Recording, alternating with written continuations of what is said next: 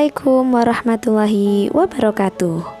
Alhamdulillahirabbil alamin wa bihi nasta'in wa ala umuri dunya waddin sayyidina wa maulana Muhammadin wa ala alihi wa sahbihi ajma'in. Amma ba'du. Rabbi shrahli sadri wa yassirli amri wahlul 'uqdatam min lisani yafqahu qawli. Amma ba'du. Hari ini Ustadzah Milha akan menyampaikan kultum yang bertema saling menasehati dalam kebaikan.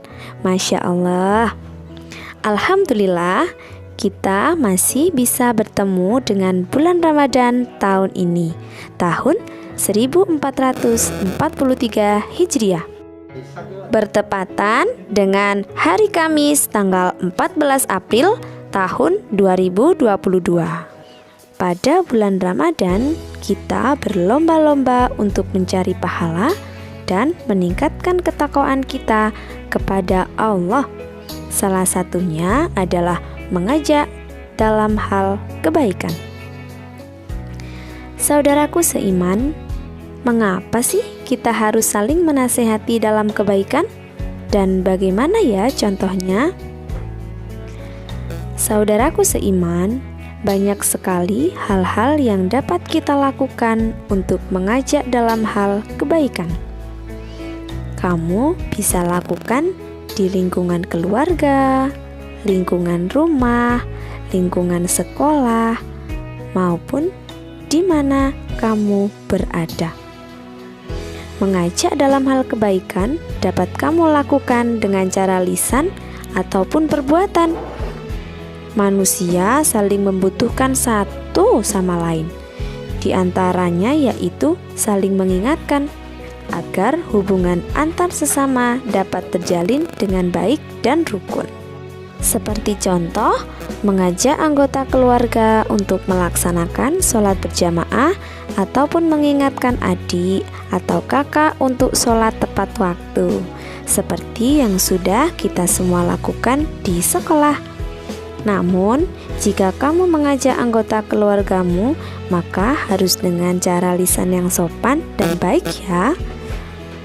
Atau kamu juga bisa mengingatkan teman-teman untuk menyalakan kamera ketika sedang belajar via Zoom. Dengan kata lain, hubungan antara sesama manusia akan berjalan dengan baik dan harmonis jika sesama manusia selalu saling menasihati, saling membantu, dan saling menjaga hubungan persaudaraan. Dalam hadis yang diriwayatkan oleh Muslim, Rasulullah bersabda, "Man rohana minkum munkar falyughayyiruhu biyadihi fa illam yastati fa bil lisani fa illam yastati fa biqalbihi fadzalika adfaul iman."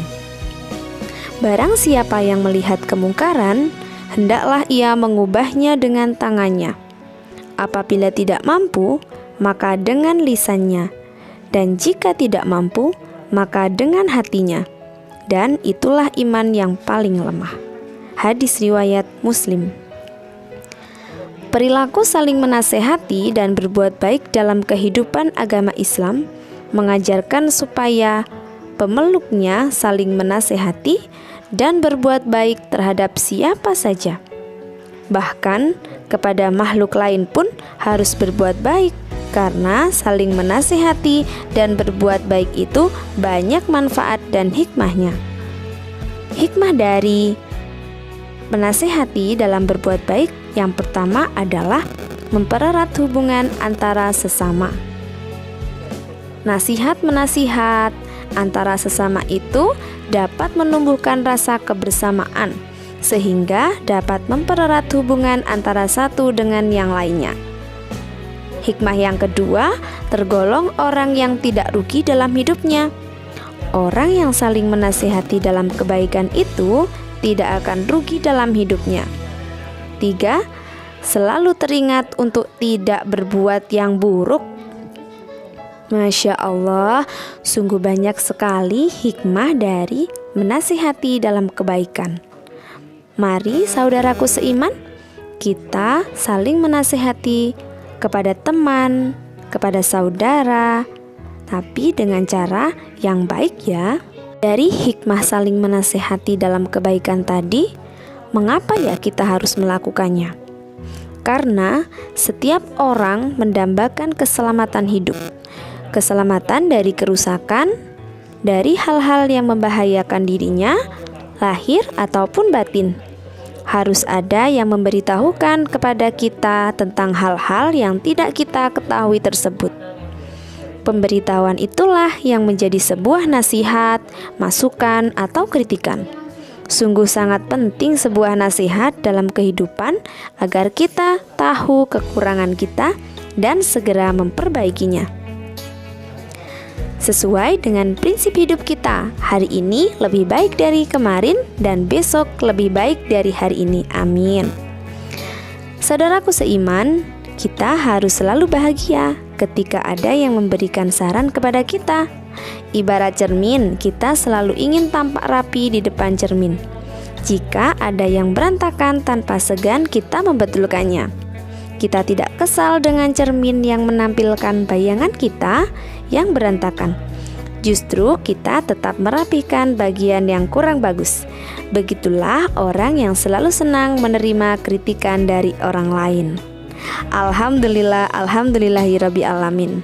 Nah, nanti jangan lupa ya, kita saksikan kultum dari Asia kelompok CEPI. Sampai ketemu di kultum Asia ya. Juga tentang tema menasihati dalam kebaikan. Ustadzah Mila akhiri. Wassalamualaikum warahmatullahi wabarakatuh.